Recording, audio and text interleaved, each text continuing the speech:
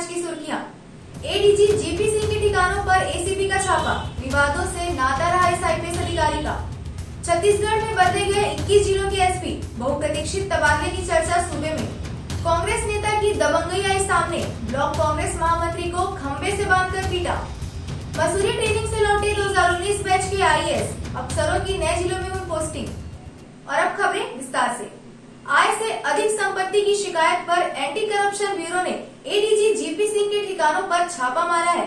बताया जा रहा है कि 10 से अधिक ठिकानों पर छापे की कार्यवाही चल रही है। आय से अधिक संपत्ति के मामले में यह कार्यवाही की जा रही है।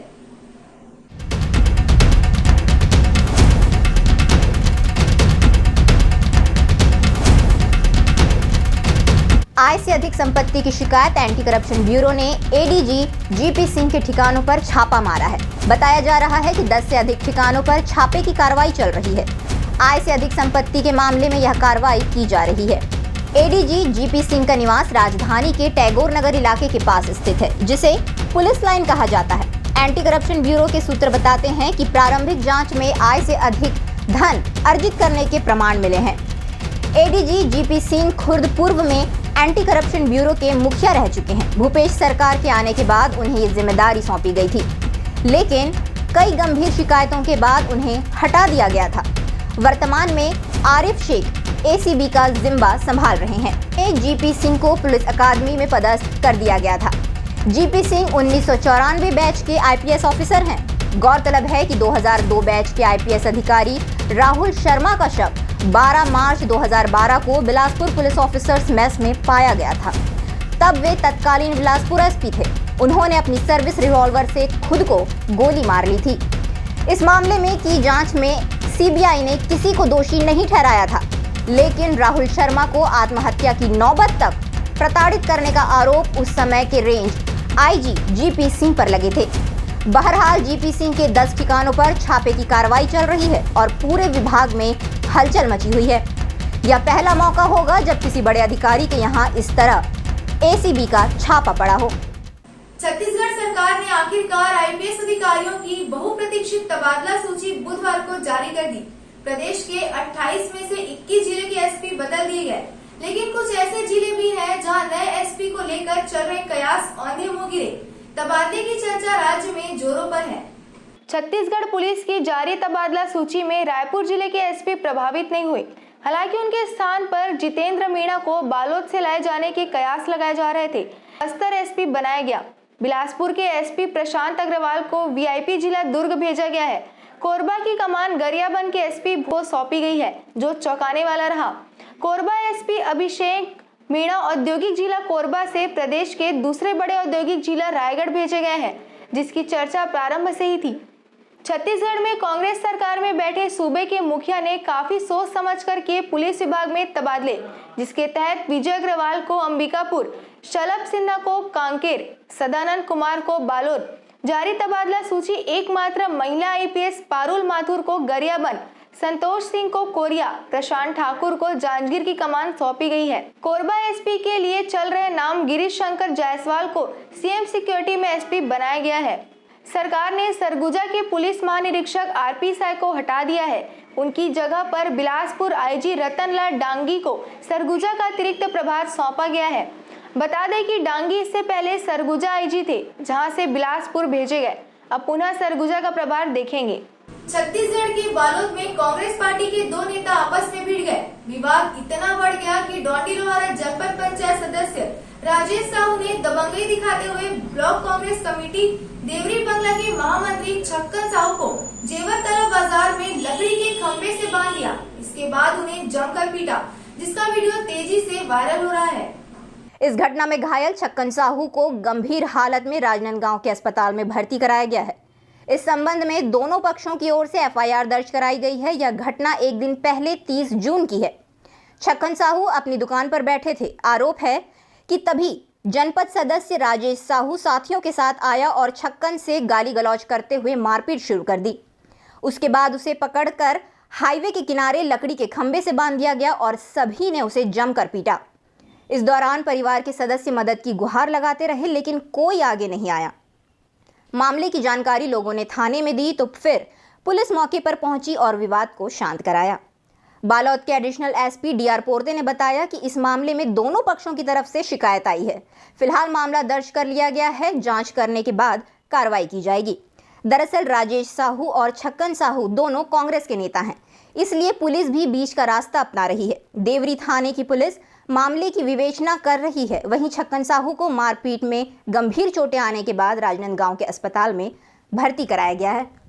छत्तीसगढ़ में राज्य सरकार ने मसूरी ट्रेनिंग से लौटे 2019 बैच के 5 आईएएस अफसरों को एसडीएम के पद पर पोस्टिंग दी है।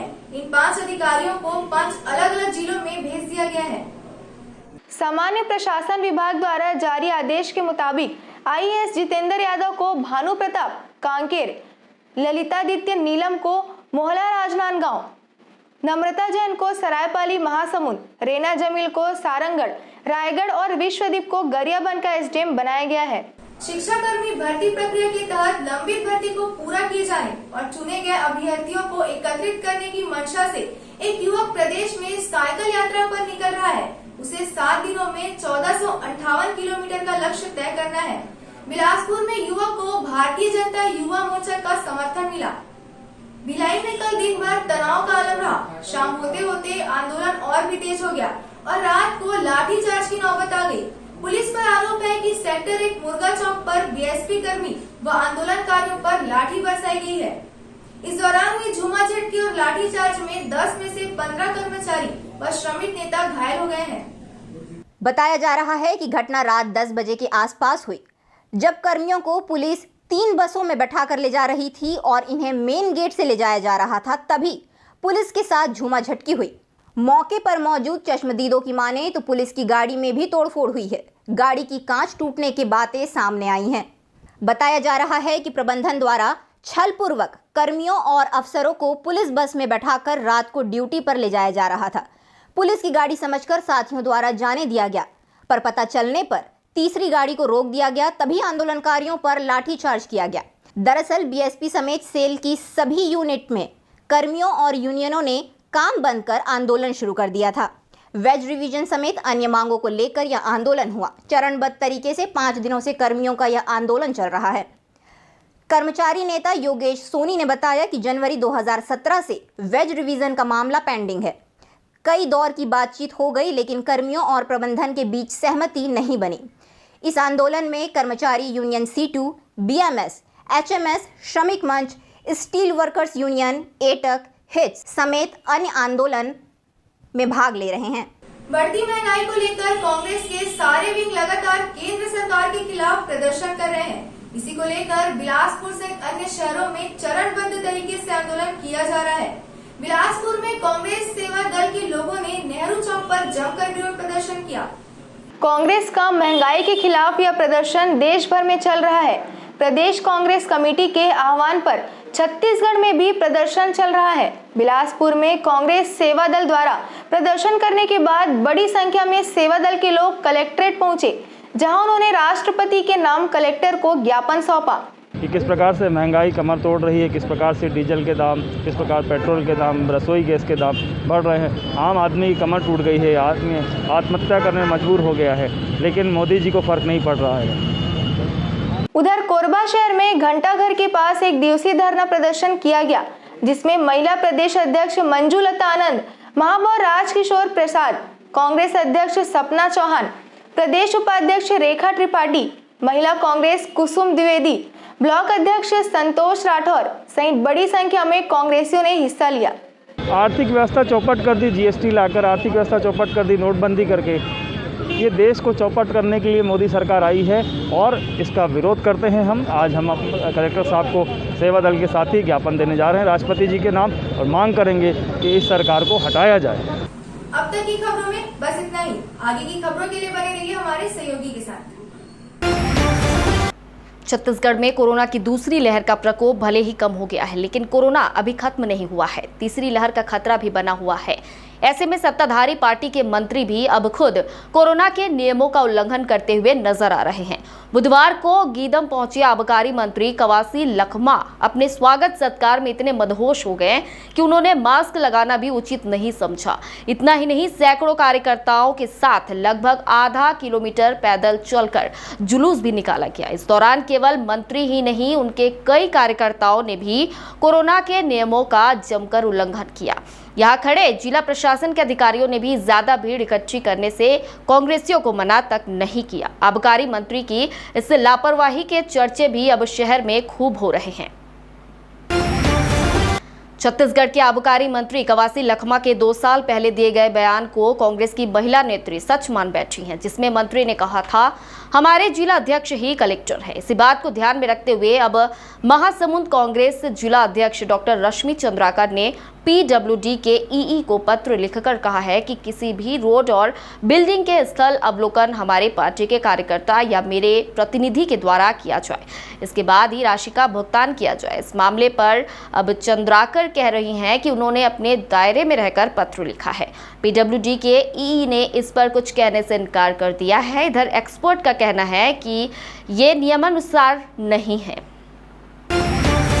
छत्तीसगढ़ राजभाषा आयोग के पूर्व सचिव व संस्कृति विभाग में OSD रहे कवि पद्मश्री सुरेंद्र दुबे के खिलाफ सेन समाज के प्रतिनिधियों ने कार्रवाई की मांग की है। सेन समाज के प्रतिनिधियों ने धमतरी जिले में पुलिस अधीक्षक को पत्र लिखकर कहा है कि कवि सुरेंद्र दुबे ने अपनी एक कविता में नाई समाज के खिलाफ आपत्तिजनक टिप्पणी की है।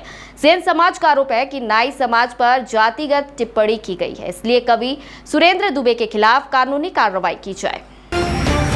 अखिल भारतीय कांग्रेस कमेटी के सचिव एवं प्रदेश प्रभारी सप्तगिरी शंकर उल्का 3 जुलाई से छत्तीसगढ़ के दौरे पर रहेंगे। प्रदेश कांग्रेस कमेटी द्वारा दी गई जानकारी के मुताबिक सप्तगिरी 3 जुलाई को दोपहर 12:30 बजे नौरंगपुर उड़ीसा के कोंडागांव के लिए रवाना होंगे। दोपहर 3:30 बजे कोंडागांव पहुंचेंगे। शाम 4:30 बजे कोंडागांव से कांकेर के लिए रवाना होंगे। शाम 7 बजे कांकेर में कांग्रेस जनों से भेंट एवं चर्चा करेंगे। 4 जुलाई रविवार को सुबह 11 बजे सप्तगिरी शंकर कांकेर में आयोजित विभिन्न कार्यक्रमों में शामिल होंगे। वह दोपहर 3 बजे कांकेर से चित्रकूट बस्तर के लिए रवाना होंगे। शाम 7 बजे चित्रकूट में कांग्रेस जनों से भेंट एवं चर्चा करेंगे। 2 नाबालिग बहनों ने अपने पिता को टंगिया से मारकर मौत के घाट उतार दिया। मृतक का नाम सहदेव नेताम बताया जा रहा है। मामला अंबागढ़ चौकी थाना क्षेत्र के ग्राम बेलरगोंदी भगवान टोला का है। मृतक नशे का आदी था और वह घटना के वक्त अपनी पत्नी पर जिस कुल्हाड़ी से हमले का प्रयास कर रहा था, उसी कुल्हाड़ी से बेटियों ने उसकी हत्या कर दी। अंबागढ़ चौकी थाना प्रभारी आशीर्वाद रहटंगावकर ने बताया कि बेलरगोंदी में एक अधेड़ की उसकी 2 नाबालिग बेटियों ने मिलकर हत्या कर दी। इसकी सूचना मिलने पर पुलिस ने मौके पर पहुंचकर मृतक सहदेव का पंचनामा के बाद शव को पोस्टमार्टम के लिए भिजवा दिया। गेवरा और दीपका खदान में 1 जुलाई से 1 सप्ताह के लिए खदान बंद आंदोलन पर SCCL मुख्यालय के अधिकारियों और जिला प्रशासन के साथ सकारात्मक त्रिपक्षीय वार्ता में कुछ महत्वपूर्ण बिंदुओं पर सहमति और 1 सप्ताह में CMD के साथ बैठक के आश्वासन के बाद कल से होने वाली आंदोलन को स्थगित कर दिया गया है। एरिया स्तर पर पुनर्वास समिति के गठन, भूविस्थापितों को सोसाइटी के माध्यम से ठेका कार्य, भूविस्थापित कामगारों के सामाजिक सुरक्षा के साथ प्राथमिकता के साथ रोजगार उपलब्ध करने, रोजगार मेला का आयोजन करने, कौशल उन्नयन हेतु ट्रेनिंग, रोजगार मुआवजा बसाहट के मामले में 1 माह में निराकरण, नया अधिग्रहण कानून का लाभ देने, लीज अवधि समाप्त होने पर किसानों को जमीन वापसी, कोल बेयरिंग एक्ट में संशोधन के प्रस्ताव भेजने, आंशिक अधिग्रहण पर रोक लगाने हैं।